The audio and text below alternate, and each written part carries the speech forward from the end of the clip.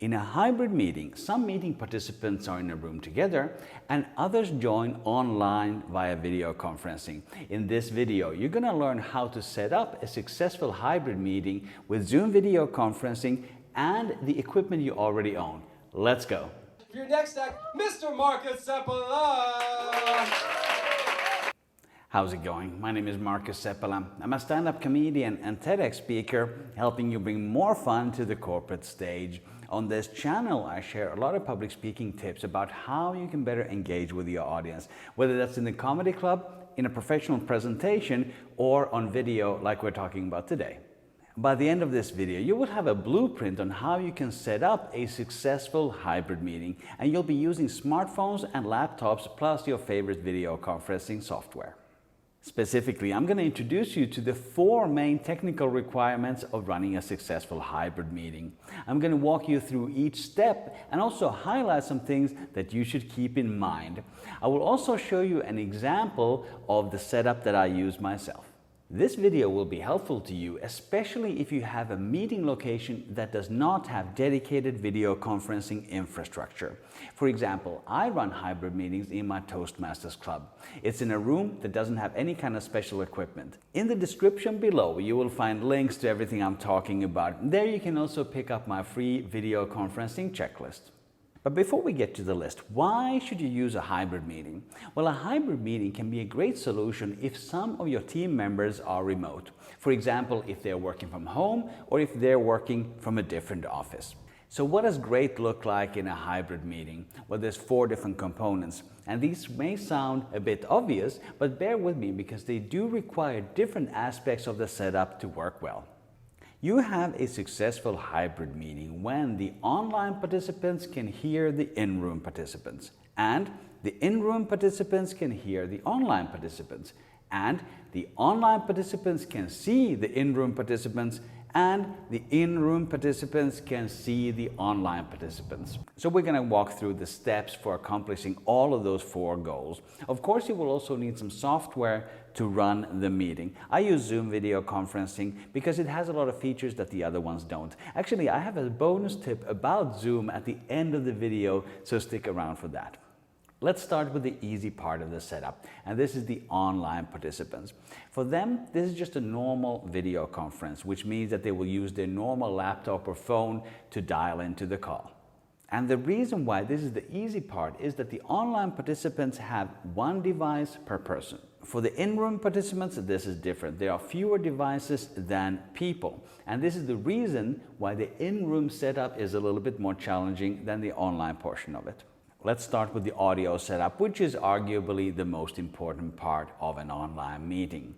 So firstly, the online participants should be able to hear the in-room participants. And this means that you need a microphone in the room. And there's a few different options for capturing the audio in the room. If you have a Polycom or a conference phone like that is designed to pick up the voices of everybody in the room, then you can use that. The problem with our consumer level devices, smartphones and laptops, is that they're not designed to pick up the room from all around. That's why we need a separate microphone setup. And there's 2 ways to achieve this. My favorite way is to have a dedicated speaking area or a stage where there's a fixed microphone, and when people speak, they have to go there. The other alternative is to have a moving microphone. For example, I have this Bluetooth speaker that has a built-in microphone because it's used for phone calls. And that speaker could actually be passed around among the in-room participants. The next requirement is that the in-room participants should be able to hear the online participants. And this requires some speakers in the room. Your small speakers in your laptop or your phone may not be powerful enough to fill the room. So maybe you will need a different solution. Here are 2. That Bluetooth speaker that I mentioned before, that's easy to connect to your laptop or your phone, and it can be directed so that everybody in the room can hear the voices from the online meeting. Another choice that you may have access to is if your room has a projector or a TV.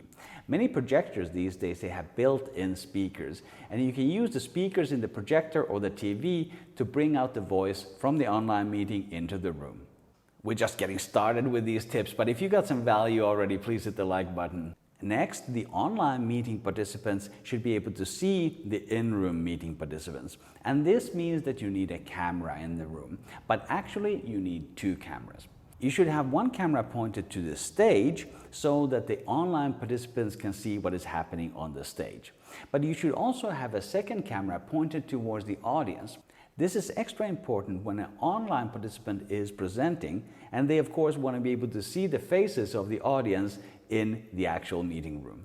And the fourth requirement is that the in-room participants should be able to see the online participants. That means that you need a display in the room. If you're using the projector we were talking about before, or a TV that you already have in the room, that's a great way to show the whole online meeting to the physical room. If you don't have a projector or a TV, you can also prop up your laptop. Just raise up the screen and angle it so that people can see the meeting on the laptop screen. Opening up the laptop actually solves two problems, because you can both use it as a display, and then you can also use the camera in the laptop to give the people a view of the audience. Let me show you an example of a simple hybrid meeting that I set up for my Toastmasters club. First, the audio. You can see on the image here that there's a mic stand on stage, and on the mic stand I have clipped a lavalier microphone. It's actually the same microphone I'm using to record this video. And that means that in this setup we have a dedicated space where the people go to speak, a stage actually. Next is the audio from the online meeting to the room, and for that I'm using that greenish, yellowish Bluetooth speaker that you see there. It's directed towards the audience so that the people can hear what the online members are saying. Then there's a couple of cameras. You see the phone propped up on a tripod. That has a camera directed towards the stage so that the online participants can see what's happening on the stage. In the right-hand corner you can also see the laptop, which has its camera directed to the audience so that the online participants can see what else is happening in the room. And then the two solutions so that the in-room participants can see the online participants. There's two screens. One is the phone screen, which is directed towards the stage so that the speaker can see the online participants' faces. And the second display is the laptop display, which is showing the online meeting to the in-room participants. In a second version of this setup, there's also a projector which is projecting the Zoom meeting onto the wall. In just a moment, I'm going to jump over to my bonus Zoom tip that I talked about before. But if you got some value out of this video, please consider subscribing to my channel for more communication tips just like this. Here's the bonus tip about Zoom video conferencing. On Zoom, you can log in to the same meeting with multiple devices from the same account. And this is incredibly useful when you're running a hybrid meeting, because you have different devices doing different things, but you can all run them from the same account. This video about the technology is part 1 in my series about hybrid meetings. Part 2 is about the leadership behaviors that you need to host a successful hybrid meeting. And part 3 is going to be questions about specific situations that come up when you're running hybrid meetings. In fact, if you have any questions that I should cover in part 3, please let me know in the comments below. To find links to parts 2 and 3, have a look in the description below this video. If you want to improve your video conferencing, check out the playlist on the screen now. You will learn a number of techniques for becoming a more confident presenter in online meetings and presentations. Also remember to grab my free video conferencing checklist from the link below. Thank you for watching. I will see you in the next video.